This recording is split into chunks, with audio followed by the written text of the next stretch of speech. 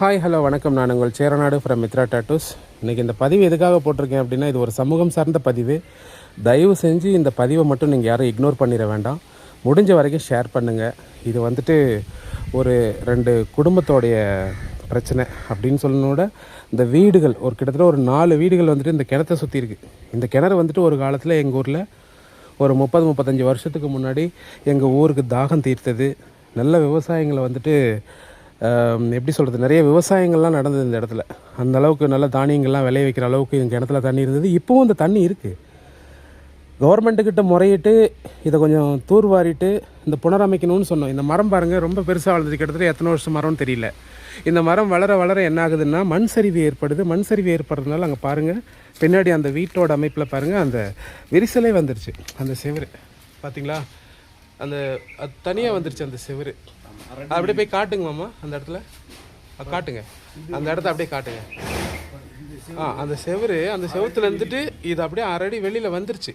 So மண் சரிவு ஏற்படுறதுனால தான் இந்த மாதிரி இருக்குது. அது இல்லாமல் இந்த வீடு பார்த்திங்கன்னா பெல்ட் போட்டதுனால கொஞ்சம் தப்பிச்சிட்டு இருக்கு. என்ன தான் பெல்ட் போட்டிருந்தாலுமே கூட கீழே வந்துட்டு மண் சரிவு ஏற்பட ஆரம்பிச்சதுன்னா டோட்டலாக உள்ளே வந்துடும்.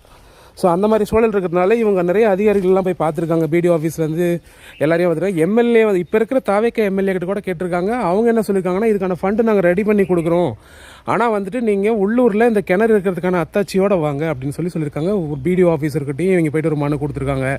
அது இல்லாமல் முன்சீப்புக்கிட்டையும் இவங்க போய்ட்டு மனு கொடுத்துருக்காங்க. இன்றைக்கி வரைக்கும் அவங்க வந்துட்டு எந்த ரெஸ்பான்ஸும் பண்ணல அப்படிங்கிற மாதிரி சொல்கிறாங்க. அதுக்காக நான் அவங்கள குறை சொல்லலை, அவங்களுக்கும் நிறைய வேலைகள் இருக்கும். ஸோ இதுவும் ஒரு வேலையாக பாருங்கள். ஏன்னா மக்களோட நலனுக்காக தான் அவங்கள வந்துட்டு தேர்ந்தெடுத்திருக்காங்க, வேலை பார்த்துட்ருக்கீங்க. ஸோ இவங்க தான் அந்த மனுவை கொடுத்துருக்காங்க. பார்த்தீங்கன்னா உங்களுக்கே தெரியும். இந்த மனுவை கொஞ்சம் காட்டுங்க. இங்கே பாருங்கள், போட்டிருக்காங்க. சட்டமன்ற உறுப்பினருக்கு கொடுத்துருக்காங்க.